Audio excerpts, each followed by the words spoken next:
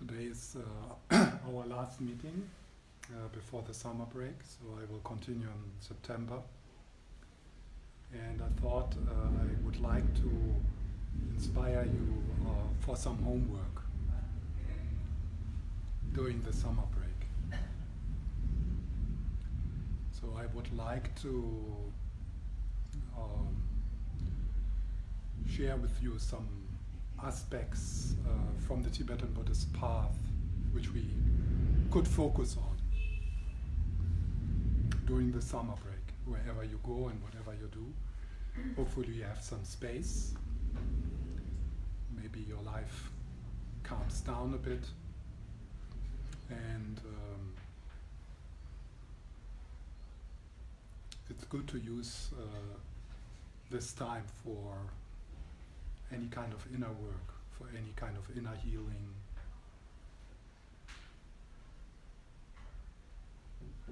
Recently I read something from Songsha Khyentse Rinpoche saying the Dharma is a placebo for illusionary people having illusionary problems.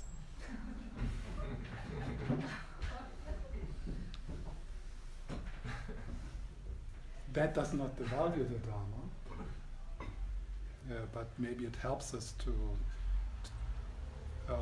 hold the maps, the different maps with which we are confronted with, or which are offered from the Tibetan Buddhist tradition, to hold them lightly. So not to figure out what's the best one or the quickest one, but benefiting from the different maps of awakening and the different maps of training within the Shravakayana, the Mahayana and the Vajrayana. So I just want to tonight to point to some areas, and I've covered the different practices the last 10 years here. So I will also point to some material which you could go back to if you are interested in some of the areas I will share with you. One thing connected with this quote of Songsha Khyentse Rinpoche is to become familiar with what is called upaya, or skillful means.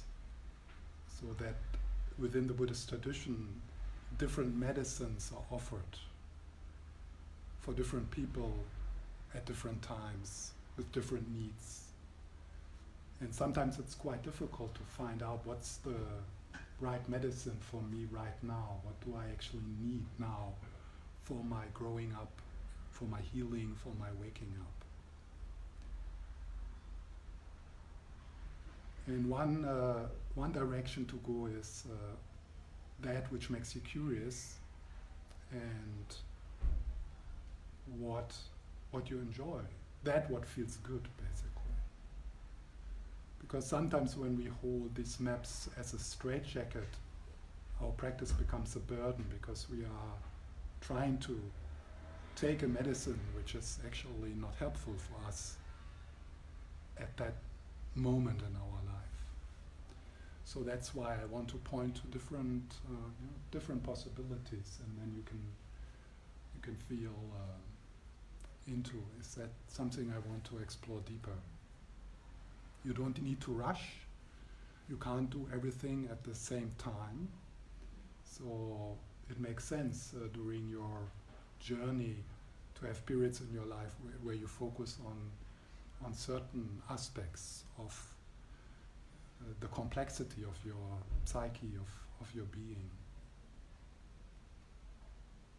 In this quote, in this article I read, Songsha Khyentse Rinpoche also says 80% of what we get within the Tibetan tradition is cultural bullshit. I was a bit shocked by that statement. I would say maybe 20%. But so I mean, it's difficult probably to measure it. But so that's another thing to be mature enough to digest the traditional teachings in the way that they actually heal you instead of strengthening your guilt trip, or your I'm not good enough trip, or the trip of self-improvement. So, and then in the second half tonight, I will open the space for questions around what I've presented. But first, let's take some time to sit quietly and to have some space to make contact with yourself. So you make yourself comfortable. If you sit too tight, too upright, then you back up a bit. If you sit too sloppy, then you open your chest and stabilize your posture with the feet on the floor.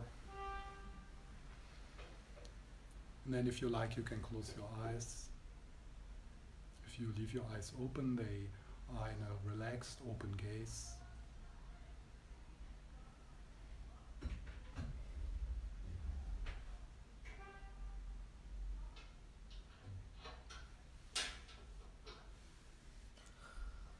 And then notice what happens when you turn your attention or your awareness a bit more to your inner life, to what you bring with you into this moment.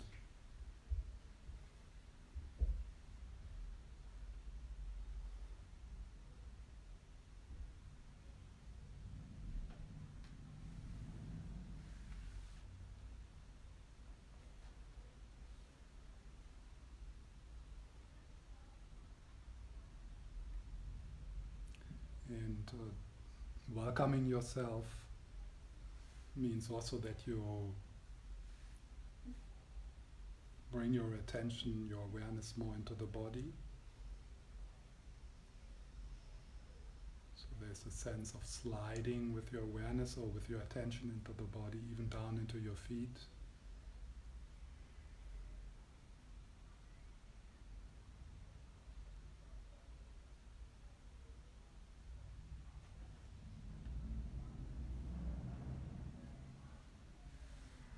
And you just notice what is happening.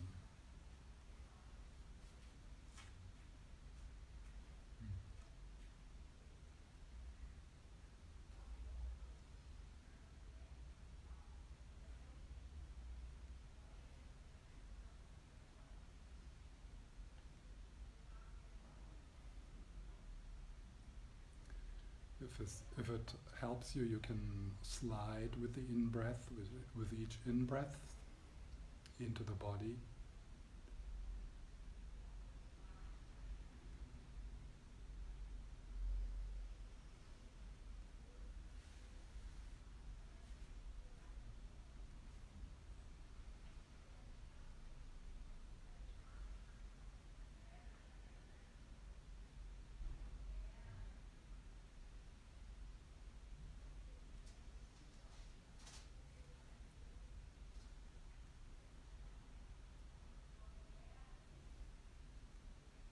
Thoughts continue to arise, but they become less important.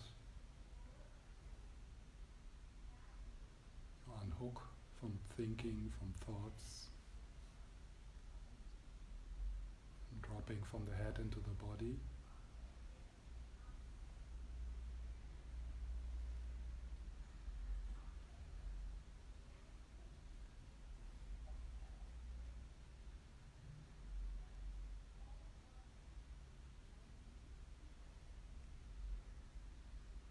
And then, if possible, with the out-breaths, softening, giving space in the belly,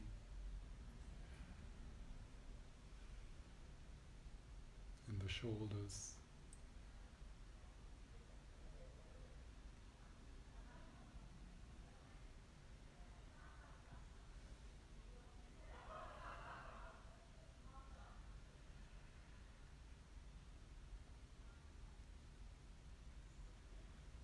Letting this moment be, allowing.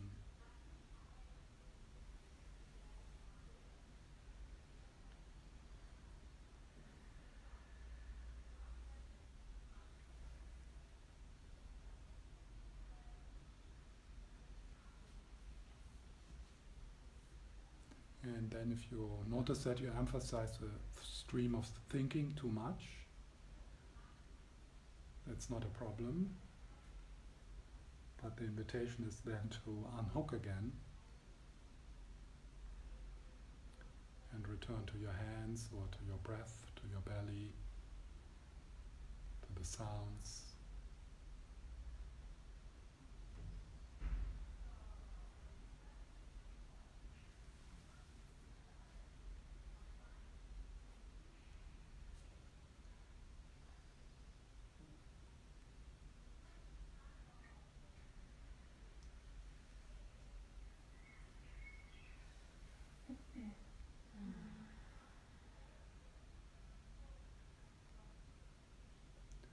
What happens if you allow yourself to be who you are just now?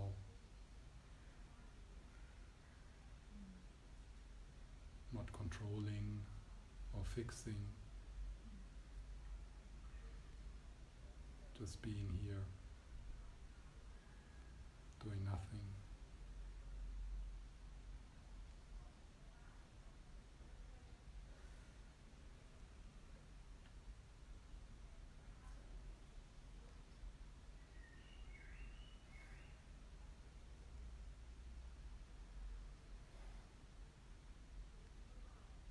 And you allow everything to come and go. Everything arises, does its thing, and then it passes.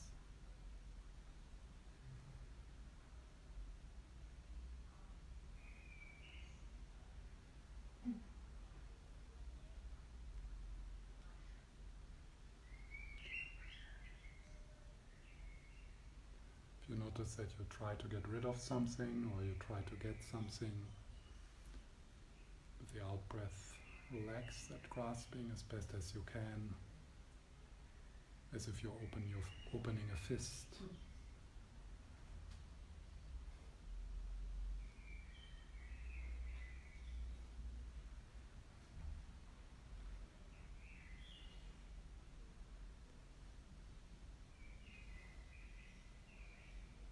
The body like a mountain, the heart like the sky.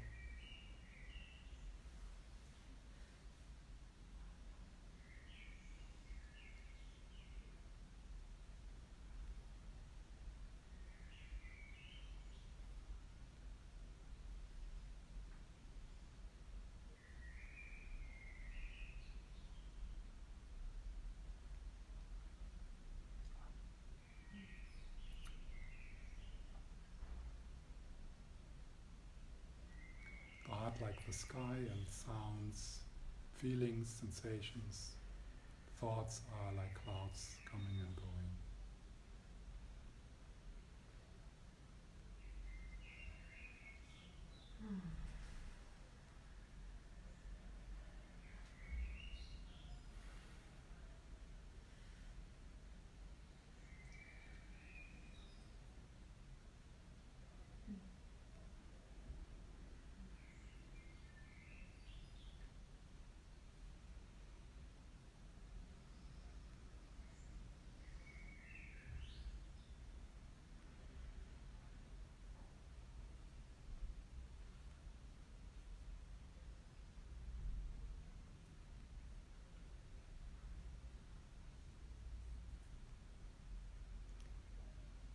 And even if there's still a lot of movement happening in your experience, maybe you can also appreciate the stillness which arises when we sit quietly together in the spirit of kindness, protected by the teachings of the Buddha.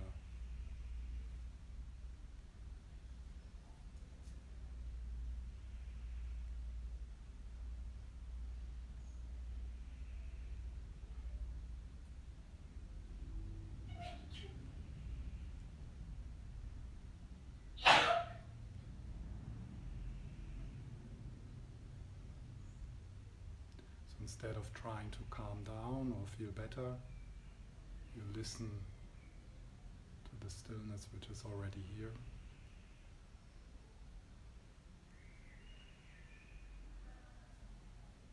Where we can meet.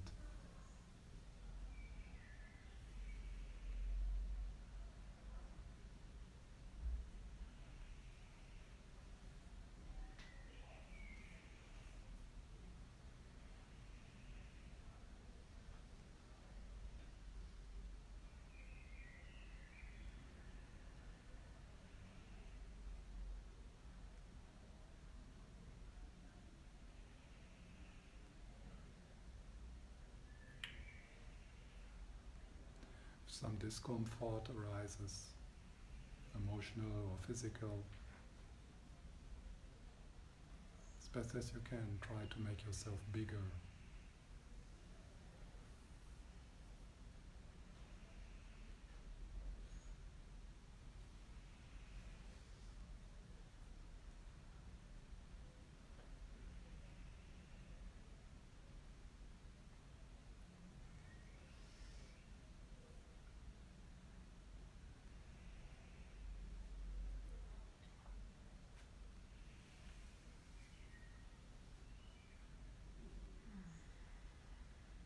As if your experience is a river flowing through you.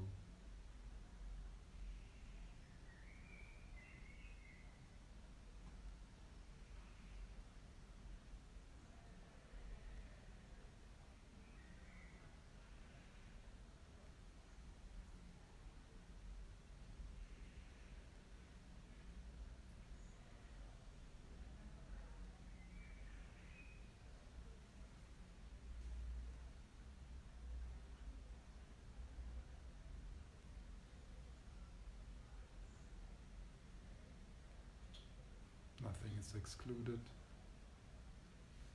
nothing is wrong.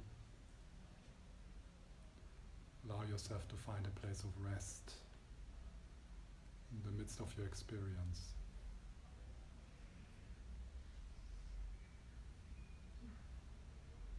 Allow yourself to rest in a place of peace with whatever is.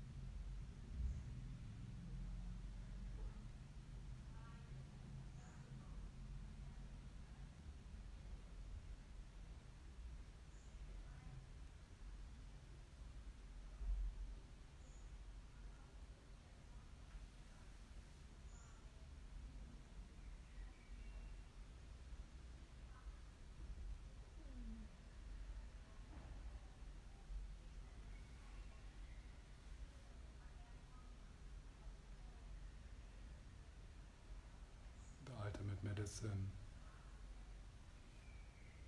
is love.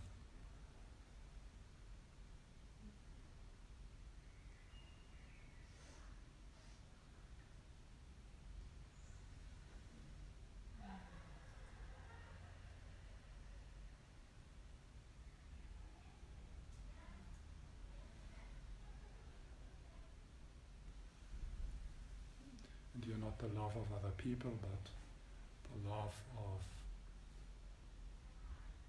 your true nature.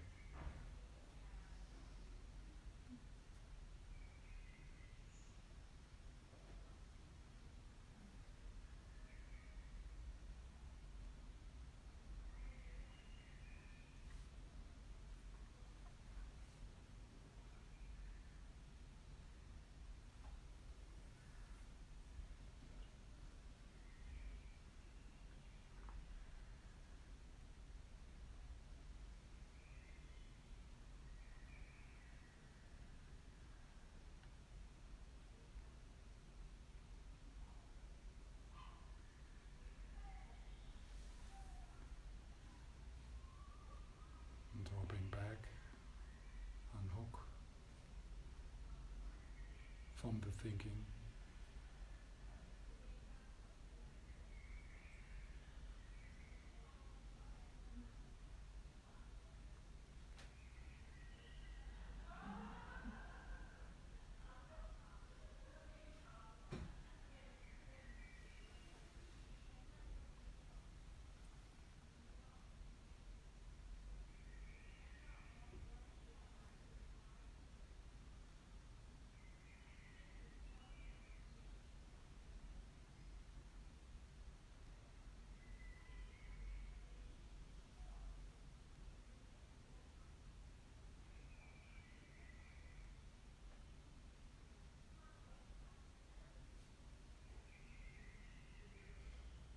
returning, resting, opening.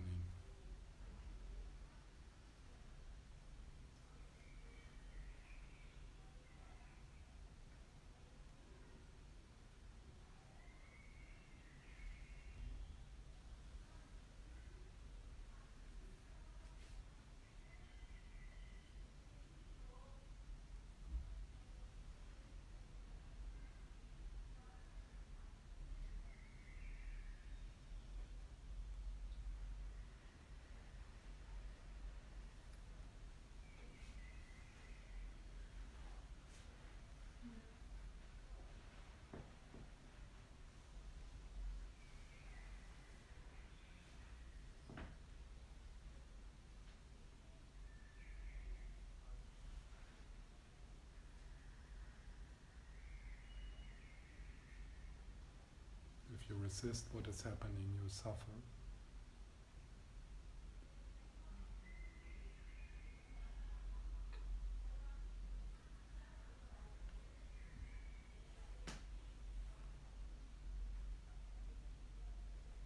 Less grasping, less suffering.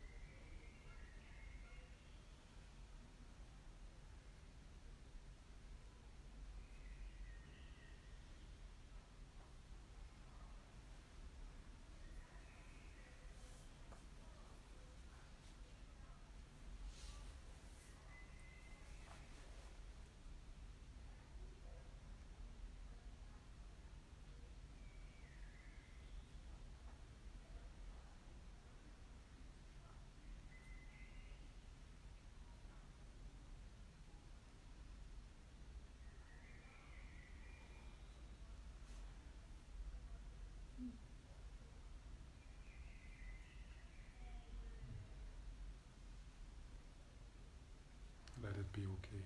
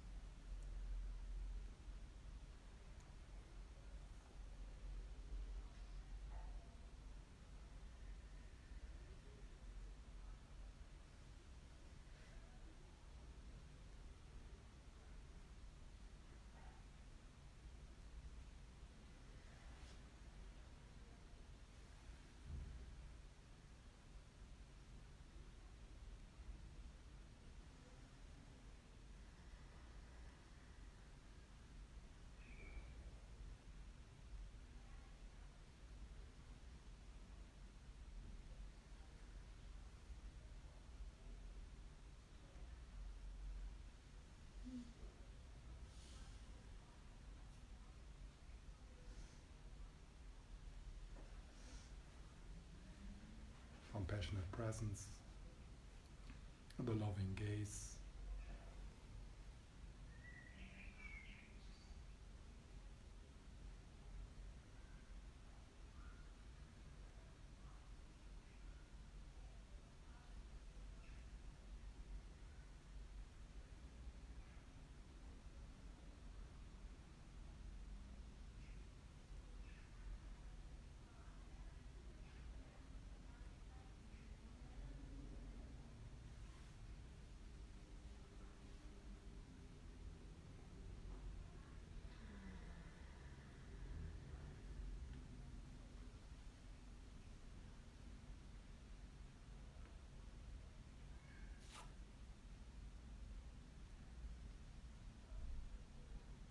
Just soaking in the field of stillness, the field of peace, the field of awareness.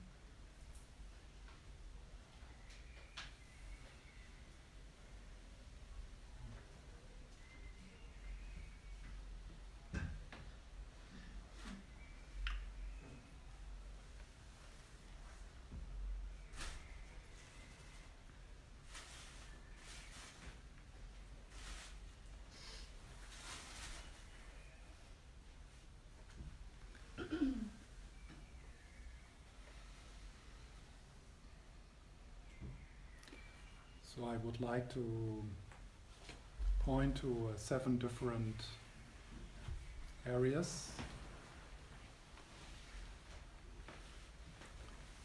Maybe more, maybe less.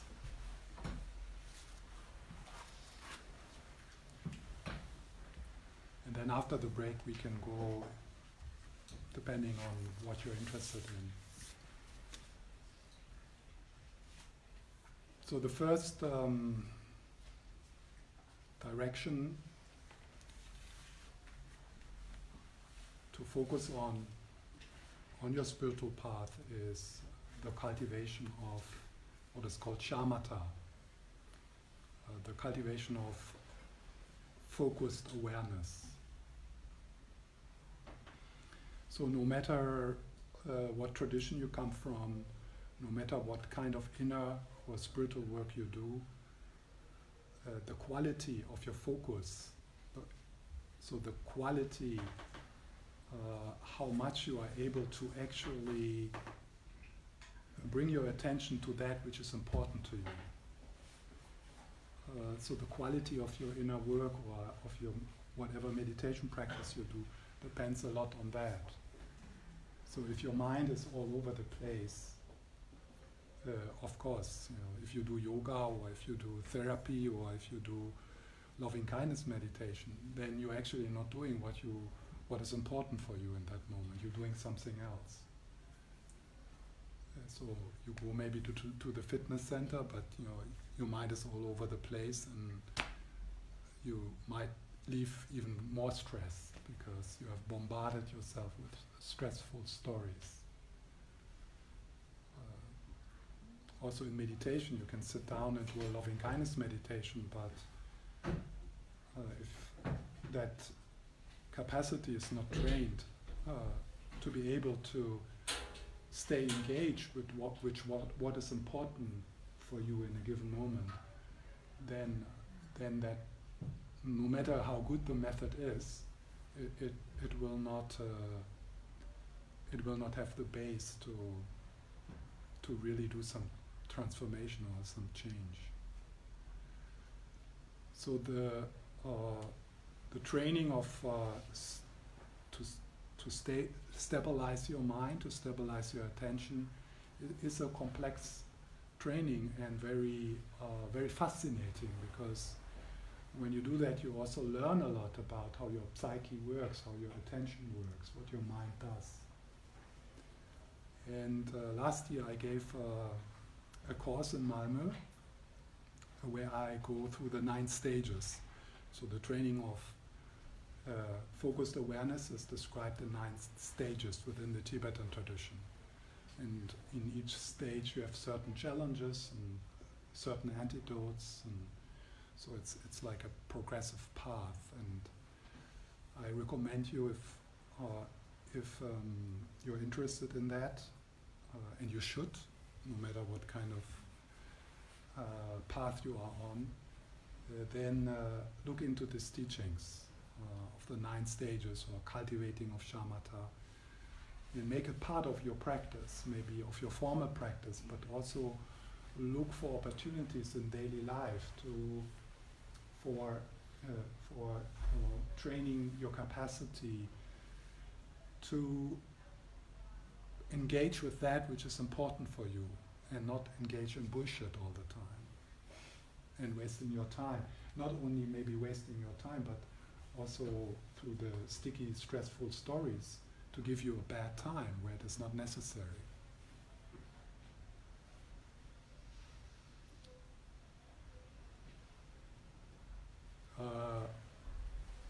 There's a lot of material. The easiest, I mean, if you kind of like my voice, then you can listen to these teachings. They are on my SoundCloud profile. They are called Stages of Meditation. If you want to read something, then I would recommend the book by Culadasa, Illuminated Mind, and then the writings of Alan Wallace. And his, there's a lot of online stuff on YouTube videos, so you can listen to that. Cultivating Shamatha is very rewarding in a quite short time. That's why you can sell it to leaders and to big companies. So it's not like that you need to go for a retreat for a year or something. So it is something we can explore within a busy life.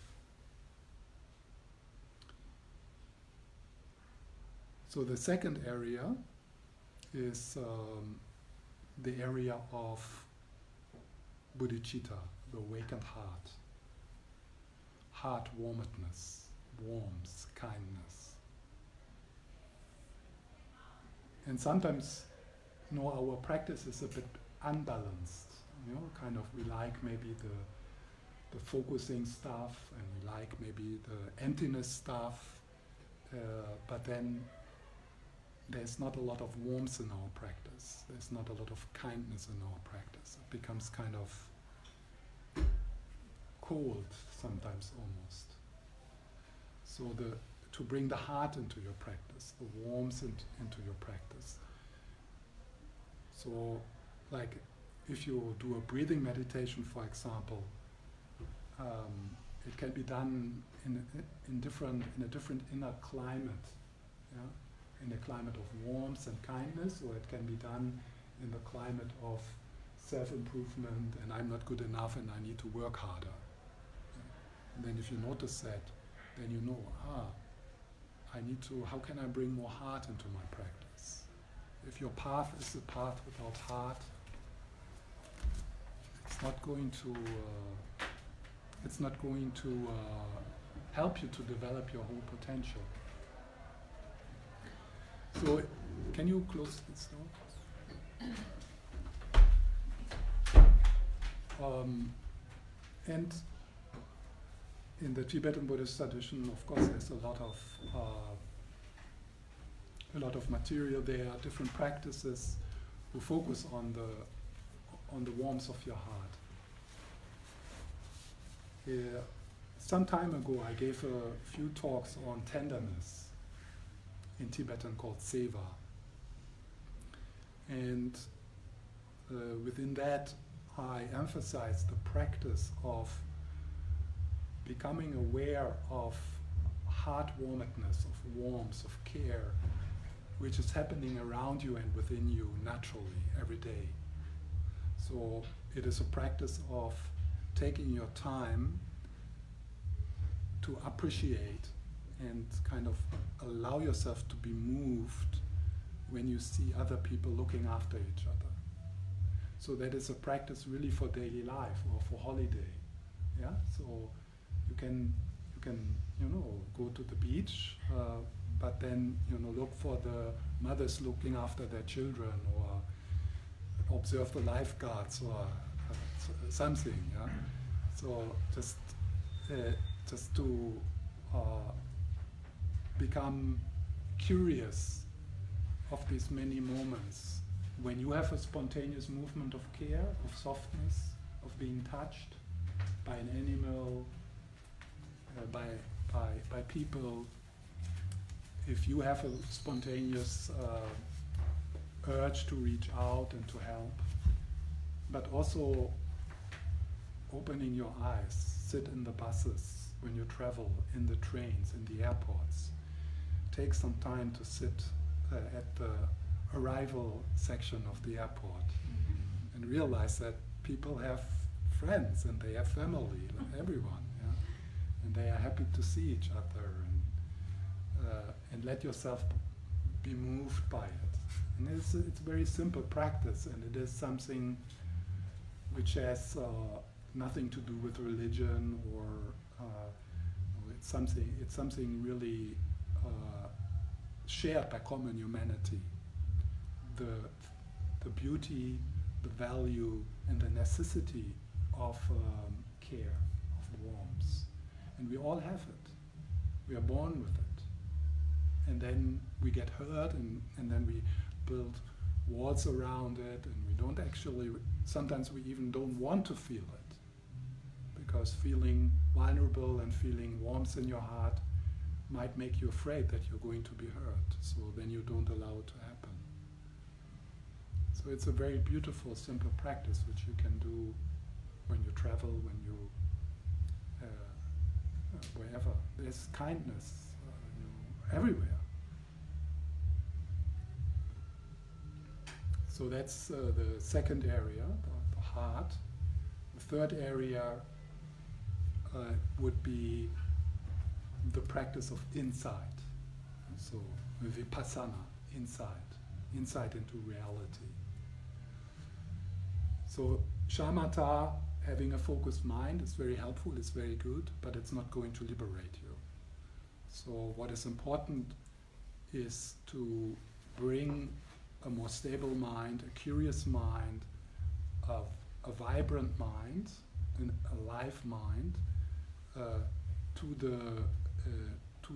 the exploration of reality, to the deeper exploration of your experience, really looking deeply into your emotions, into your thoughts, into sounds, into your inner life, into your psyche.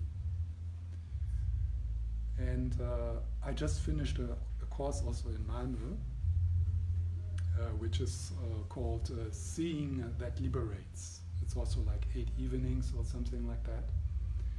And in that course I present different insight practices from the different Tibetan approaches. And the first one is insight into the 3 characteristics: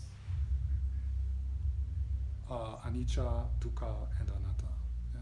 So I have talked about that, and one place to start with is anicca, and that is the non-static, impermanent, vibrating nature of your experience. That also now, in this moment, within your experience, there's nothing solid, nothing concrete, nothing which has an essence. So everything vibrates, everything is connected, everything is in constant movement. And so that's like becoming curious about how everything changes on in big time slots, like over the day. Yeah. So appreciating, wow, this morning I woke up in darkness, and now it's a bit better. Somehow I'm in a different place, or so I have the same shitty life, but somehow somehow something happened, something shifted inside of me. And sometimes we forget that. You know, we feel stuck, and we make out of a temporary mood or a temporary feeling, we make it like an elephant, but it's only a fly buzzing around sometime and then it's gone. It dies. And you actually don't need to anything for this. You don't need to do anything to make these flies die. They die by themselves. Actually, a lot of things we do to kind of fix our mood or fix our feelings makes it solidifies the difficult experience. So insight into that level of our experience, like becoming curious about the somatic aspect of your emotions, the energetic aspect of your emotions, dropping into the body and notice that they come and go. This too shall pass. So that's one area of insight. Yeah? So from the Shravakayana insight meditation practice, where you just look into your experience and you discover the three characteristics. The other part of insight meditation within the Tibetan tradition is an analytical approach, where you use reasonings from what is called the Madhyamika school, the middle way school. It's a school started by Nagarjuna, an Indian master, and then it was brought to Tibet. And in that school you use your logical thinking and going through certain reasonings to bring you to the realization that your problems don't exist in the way they appear to you. They can't exist in the way they appear to you. So we suffer from our so-called problems because we make them into something which they are not. We solidify them, we give them an essence, we give them a truth which is not there. And there's ways of thinking to prove to yourself that you are wrong all the time about this, about what we call reality. There's a layer, there's a distortion, and this distortion is called ignorance, makes us suffer. So when we understand this distortion and we start to see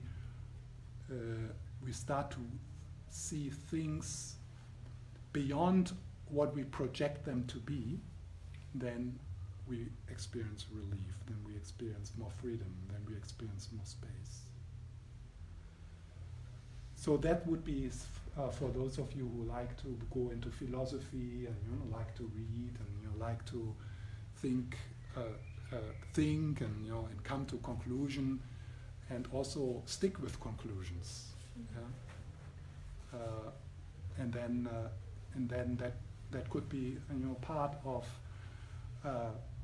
popping the bubble of a projection of a solid, separate, real world out there, independent from what you make out of it. And then the third part of insight meditation would be what is done in the Dzogchen and Mahamudra tradition of Tibetan Buddhism, and that is the exploration of the nature of mind, the nature of consciousness. So this is a bit what I focused upon the last 3-4 evenings here. Yeah? And so if you are interested in that, you can listen to this course, Seeing That Liberates, where I cover these three approaches to insight, which are coming from different models of awakening. So the fourth topic is shadow work. So this is like, so the shadow is that which you don't want to see within you. So the shadow is the dark stuff, that what we like to project upon others, what we like to see somewhere else. And the problem is with the shadow is, and that's why it's called the shadow, you don't see it, you don't know about it. Yeah? And but it has it leads to, it can lead to a certain self-righteousness, or a kind of seeing the darkness everywhere else instead seeing it within you and taking responsibility and knowing about your violence, your greed, your jealousy, your bitchiness, the buttons which can be pushed, and it's often connected also with your psychological history. And so this would be an important area and we can't figure it out on the cushion. Shadow work is not possible on the cushion. So you can't address the whole thing of growing up and waking up on the cushion. It's not possible. Because some things just don't come up when you sit on the cushion. So usually people who spend a lot of time on the cushion, they're really enlightened, but not really. They are enlightened until they go back to the marketplace. Yeah. So there's different ways to become curious here, or get insight, and one is dream work, because that's where the shadow presents itself. So everything, all the violence in your dreams, all the abuse in your dreams, it's actually you. Yeah. So that could be, one invitation to, like, over the summer break, when you have a bit more space, to invite your dreams in and become curious about them. Write them down maybe, but just listen to them. They are so valuable in terms of self-discovery and getting to know your inner world. The other way is in relationship. So you become curious about what you see in other people. What do you react to in other people? What do you condemn in other people? What do you reject in other people? What do you find terrible in other people? So, particularly when you have thoughts of, like, I can't understand how someone can act like this. I would never do this. And I have no understanding how someone can be like this. Yeah? So that's clearly a reaction of your psyche to kind of push something away and leave it out there. Yeah? There's a nice process from Ken Wilber. It's very simple to work with this in a more kind of structured way. So to notice these things, to live, to feel them, to own them, to be with them. So that does not mean that you should become a doormat, and that does not mean that people that don't do unjust things, but it's always a good question if something triggers you to kind of turn back, independent what you need to do in the outside to protect yourself or to give a feedback to that person. independent of that, to kind of use that as an information. Oh, something, why I'm so triggered here. Yeah? And that could be an indication that there's something there. Connected with shadow work is something which is called spiritual bypassing. So that would be spiritual bypassing is our tendency to use spiritual practices to kind of bypass necessary psychological development or necessary psychological insight. For example, let's say you are someone who is afraid of anger because anger was not allowed in your family and anger was not allowed, the expression of anger was not allowed in your culture. So since you, as a child, you couldn't, explore anger and find a way to express anger in constructive ways and use the energy of anger, so you get afraid of it and you suppress it, and then you project it out there. So you suppress it into the shadow, and then you project it out there. So then you are surrounded by angry people and angry governments and angry whatever.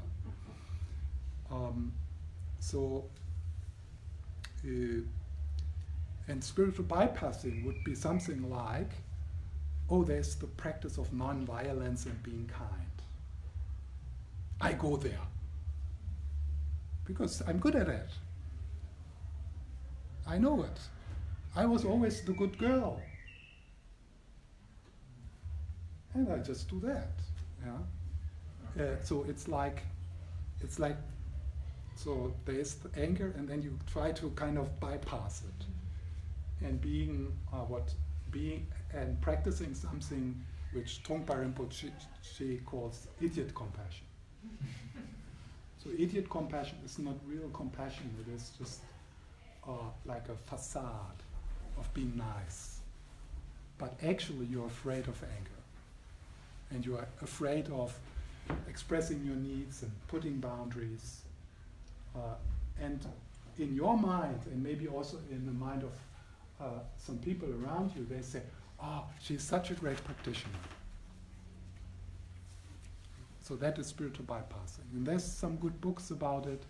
So it's good to get to know some possible bypassings which are like around, and then have a bit of awareness on that if it's happening.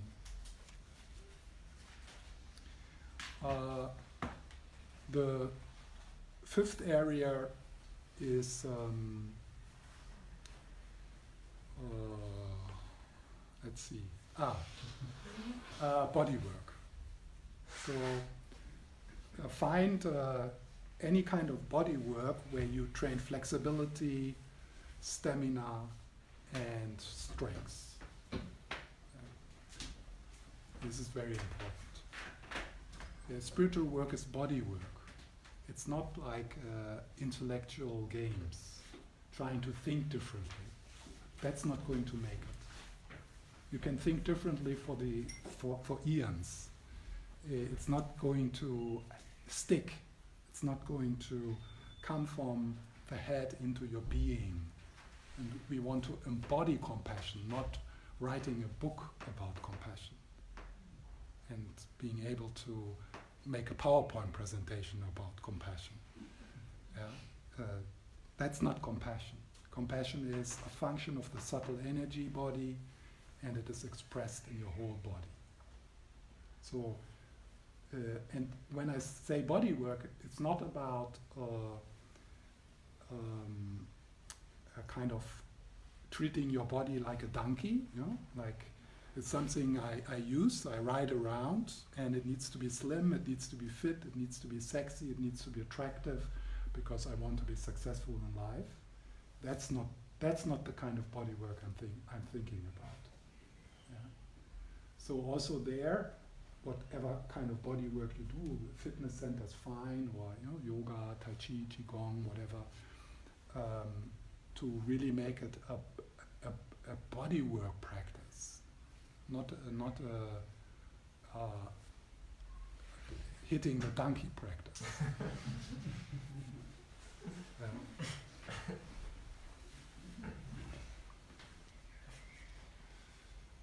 I thought about something else.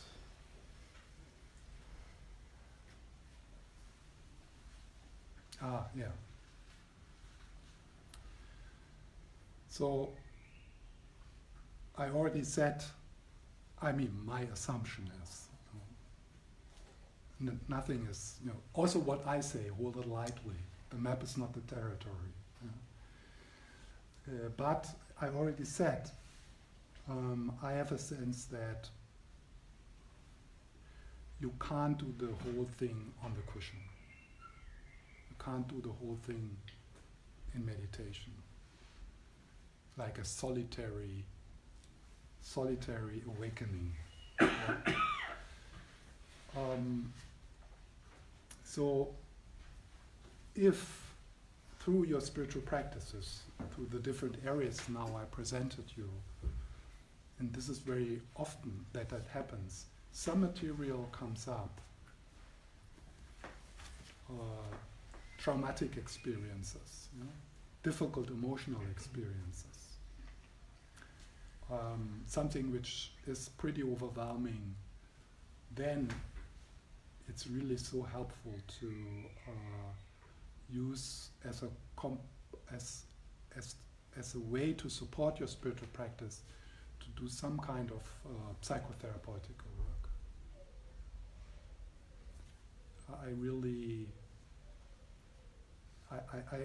I think it's a pity that in a lot of Buddhist teaching environments or other spiritual environments, there's a bit of contempt or looking down upon psychotherapeutical work. But I see in people and in myself that benefiting from the wisdom of the East and the wisdom of the West around our inner life is really helpful. So if you have something, something you feel, I could need some support here. I can't hold this. I can't hold what is happening in a good way anymore. Just get help. Just get support. And this is the best investment. The best way to invest your time and money is your inner world. Because that's going to be with you. Even if we now look only at this life. Then if you maybe kind of make a leap of faith and feel that we are streams of consciousness, beginnerless streams of consciousness on a long journey, the best thing in this life to do is to put your time and your money into inner work. This is something nobody can take away from you. And everything else can be taken away from you. So even if everything crashes, which could be possible within our lifetime, still you have used this life to bring a bit more warmth, a bit more capacity of love into your being. And it's not happening by itself. It's something you need to take responsibility for, and then it's also a question of what you want to invest in. I never understood that people spend their money for something else than meditation and therapy.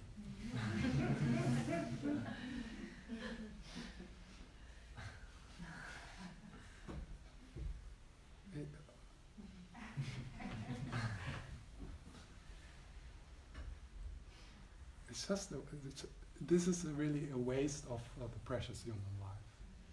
If this is all, investing into finding a safe place, finding a better place within samsara. There's one thing Yeah, no, time is up. I want to mention. No, okay, I stop here. So let's have a break. Let's have a break.